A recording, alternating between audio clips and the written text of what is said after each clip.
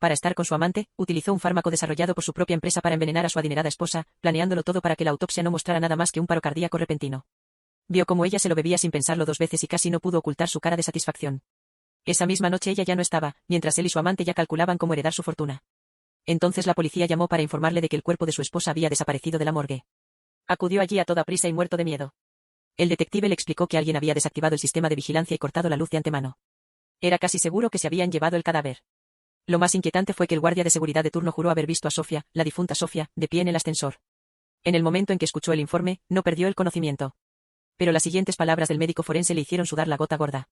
Como aún no se había realizado la autopsia, dijo el examinador, existía la posibilidad real de que Sofía sufriera catalepsia. Lo que la gente suele llamar un estado de muerte aparente. Podría haber sufrido solo un paro cardíaco y haber entrado en un estado de animación suspendida. Podría haber recuperado el conocimiento por sí misma dentro de la morgue. Esas palabras cayeron sobre él como un mazazo. Solo podía pensar en que su esposa sabía que la había envenenado. No podía quedarse quieto ni un segundo. El sudor le empapaba la ropa. De repente, las luces del edificio se apagaron. Los oficiales se dispersaron para investigar. Él aprovechó la confusión para colarse en la morgue y encontró el frasco del veneno dentro de un armario de acero abierto. Se lo metió en el bolsillo y casi choca con un oficial que regresaba. Los ojos del detective se dirigieron inmediatamente a la taquilla forzada y al teléfono que faltaba. Luego le miró a él. Se obligó a cooperar y vació sus bolsillos, esperando poder salir del paso con un farol. El detective le registró de todos modos. Cuando encontró el frasco, él dijo que lo había recogido del suelo. El detective reconoció el logo del frasco de inmediato. Era la marca de su propia empresa. ¿Para qué servía? Balbuceó una respuesta vaga sobre toxinas médicas de detalles desconocidos. Pudo ver por la expresión del detective que se había convertido en el principal sospechoso. Fue al baño con una excusa, se echó agua fría en la cara, y al mirarse al espejo, encontró un sobre blanco en el alféizar de la ventana. Dentro había una palabra cariñosa privada. Algo que solo él y su amante se decían en la intimidad. ¿Había estado Sofía allí esa noche? ¿Lo había oído todo? Rompió la nota en pedazos y tiró de la cadena. El inodoro se atascó.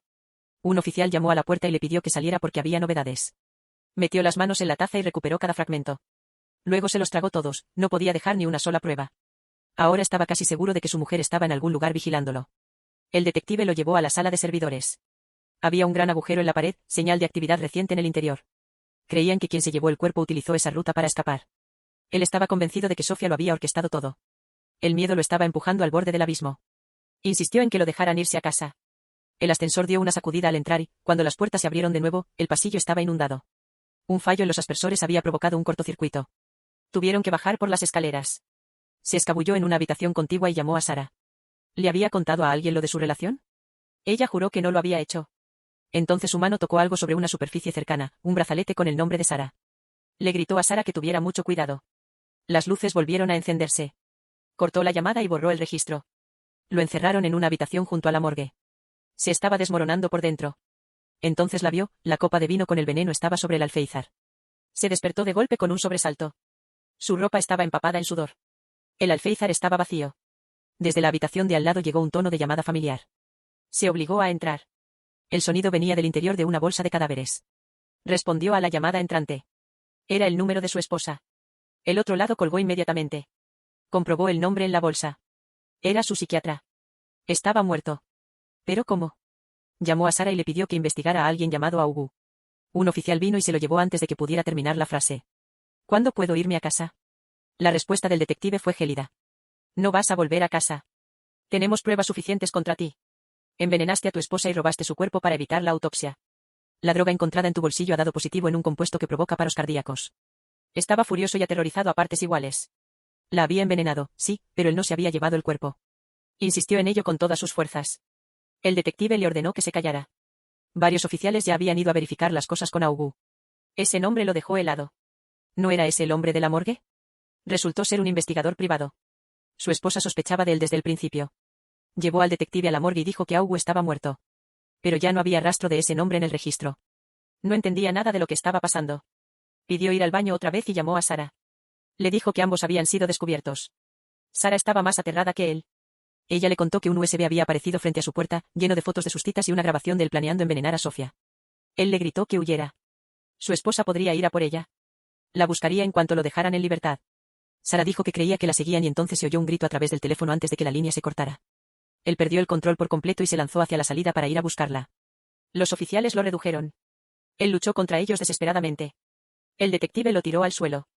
En la sala de interrogatorios, estaba fuera de sí por la urgencia. Solo el detective podía ayudar a Sara ahora. No tenía otra opción. Lo confesó todo, la aventura, el complot y el envenenamiento. Su esposa no había muerto, así que, en el peor de los casos, sería intento de asesinato. Sacar a Sara de allí era lo primero. Pero las siguientes palabras del detective congelaron por completo el ambiente de la sala. Los agentes habían registrado su casa y encontrado planos del edificio. En el maletero de su coche, una pala y un juego completo de herramientas para cavar. Todas las pruebas lo señalaban directamente como el autor del robo del cadáver. Él insistía en que todo era obra de su mujer, que el investigador privado la había ayudado a montarlo todo contra él. Encontrad a Sara y todo se aclarará, suplicaba. Lo que ocurrió a continuación destruyó el último hilo de esperanza al que se aferraba. El informe decía que el apartamento de alquiler de Sara llevaba vacío un año. Ni un rastro de que alguien hubiera vivido allí jamás. Su supuesto empleador no tenía constancia de nadie con ese nombre. Sara no existía. Entonces el detective le dijo que habían encontrado el cuerpo de su esposa en la colina detrás de la propiedad. Él miró la figura en la camilla y se quedó en blanco. Los oficiales que habían ido a buscar a Sara confirmaron los datos. Su habitación alquilada llevaba vacía un año entero. Sin rastro de ocupación. Su supuesto jefe no tenía registros de ninguna persona llamada así. Sara nunca había existido. Empujó al detective y echó a correr hacia los árboles. No llegó muy lejos cuando sus piernas fallaron. Sentía como si su corazón se estuviera haciendo pedazos. Cayó al suelo. El detective se detuvo sobre él, miró su reloj y comenzó una cuenta atrás. Entonces se lo explicó. Hace 10 años, este hombre había atropellado a la familia del detective con su coche. Él intentó bajar para ayudar. Pero su esposa le ordenó que acelerara y se diera a la fuga. Debido a que huyó, la esposa del detective perdió el tiempo crítico para su tratamiento. Ella murió. El detective había pasado 10 años buscándolo. Sara era su hija. Ella se le había acercado deliberadamente, cultivado la relación y guiado paso a paso para que envenenara a su esposa. El cuerpo desaparecido, los sucesos extraños en la estación, el frasco de droga y la nota de amor, la supuesta desaparición de Sara. Incluso el veneno disuelto en el agua que él había estado bebiendo, todo había sido obra del detective y su hija, construyendo la trampa desde el principio. El detective nunca tuvo la intención de meterlo en la cárcel. Quería que experimentara exactamente lo que su esposa vivió, desesperación y una muerte lenta sin que nadie acuda al rescate. Murió de un paro cardíaco en el frío, entre los árboles. De la misma forma en que él había matado a su esposa. Él creía haber planeado el asesinato perfecto.